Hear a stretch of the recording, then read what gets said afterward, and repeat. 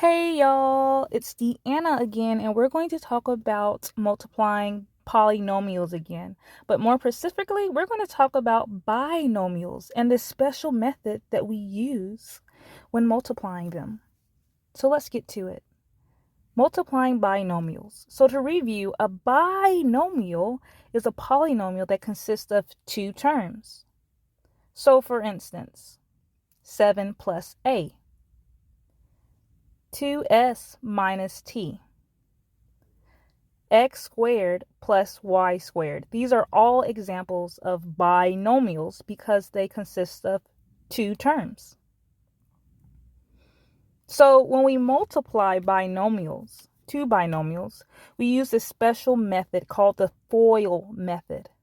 Okay, and the FOIL method is just an acronym that helps us to understand or apply multiplication to different terms. So we have our first term, our outer terms, our inner terms, and our last terms. All right, and like I just said, it helps us to apply distribution to each term. All right, so let's give it a try here. So first, we should multiply our first terms. All right, so our first terms here would be 4x and 3x, the first term in each binomial. All right, next is our outer terms. So we would multiply our outermost terms, which would be 4x, and in the second binomial would be 7. All right, and then next we would have our inner terms. So our inner terms here, 2 and 3x. Okay, and then our last terms in each binomial would be 2 and 7.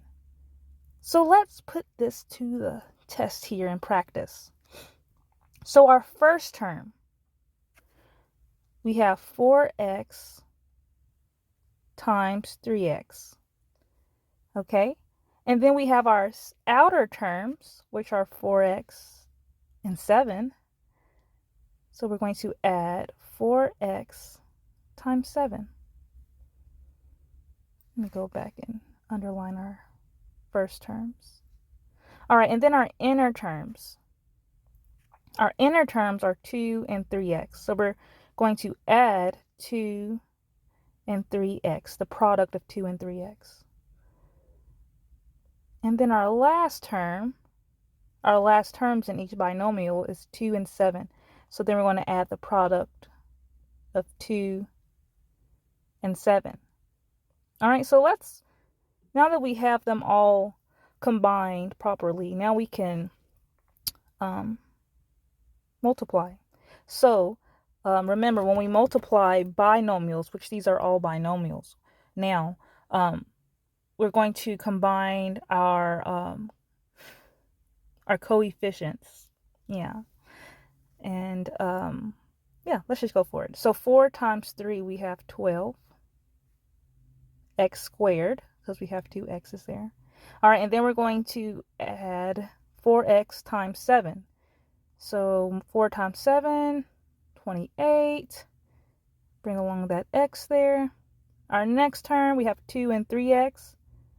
So that would be 6x. And then we have 2 times 7 as our last term. So we're going to have 14. Notice our middle terms here are like terms. So we can even simplify this further and combine our middle two terms. So we have 12x squared plus 34x plus 14.